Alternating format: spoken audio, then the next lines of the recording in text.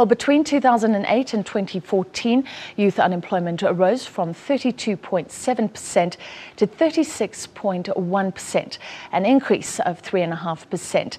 Youth are defined as South Africans between 15 and 34 years.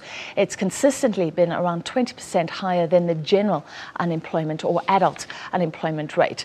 Well, in almost every province, there was a decline in the share of youth in employment over the past 6 years.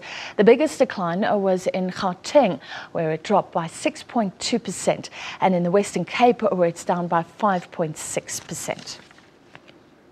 Well, joining me now is Pali Hotla, Statistician General for Stats South Africa. Thank you for joining us, Pali. And you always say that you just stick to the numbers, but this must tear your heart out that there are young people with potential that will never be realized.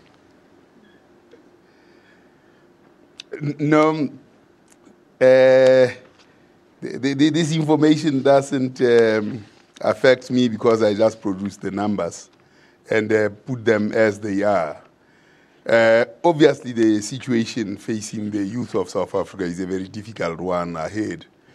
In particular, if you were to look at one of the findings where skill level of the 15 to 34 is at the same level as it was in 1994. It tells you that there is no major improvement in the skill of those who we regard as the future.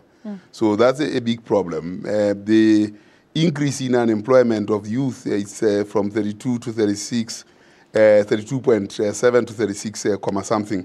That's a 3.5 percentage point above what it was then. So situation is getting a lot more dire, despite the fact that there has been a bit of recovery from the 2009 negative growth and the loss of about 1 million jobs, which have been recovered, but the relative recovery has been about adults. But even those adults are facing very difficult situation of high levels of unemployment. Would you identify then skills, education as the fundamental reason here? And why do we see these huge declines in Gauteng and the Western Cape, these ostensibly strong provinces? Yes, those two provinces have been able to create more jobs generally, and that's where most people are migrating. So the rate of job creation and the economic activity in those provinces notably is going faster than the rate at which people are coming in.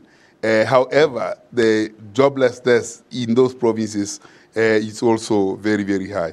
The key, I think, to this kind of situation is a long-term solution, long-term plan. If you look at the two races, the Indians and the whites, they don't suffer that kind of youth unemployment to the measure compared to that of blacks and coloreds, who are almost 4 times what the unemployment of youth amongst whites is. And this explains what one would call a demographic dividend subsequent to a demographic transition. There has been a demographic transition in South Africa. Fertility levels have declined, life expectancy has improved, but there isn't a dividend amongst the colors and blacks. Why? Because the levels of education and the technical skills have not been deliberately imparted to these people because of apartheid legacy.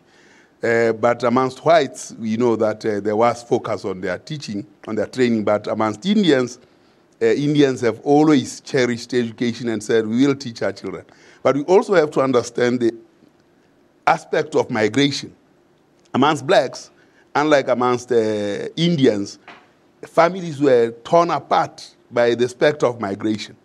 And that actually affected the black families a lot. So the solutions have to be much, much more profound than just what we see at face value.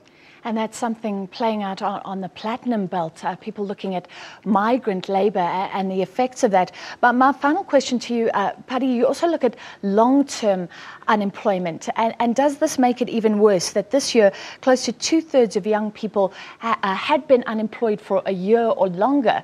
And then I presume it becomes even harder to get a job and you lose that confidence as well. Absolutely. When you are not in a job, it has a very debilitating effect on your image and your image of yourself. So it's very difficult to get a job. And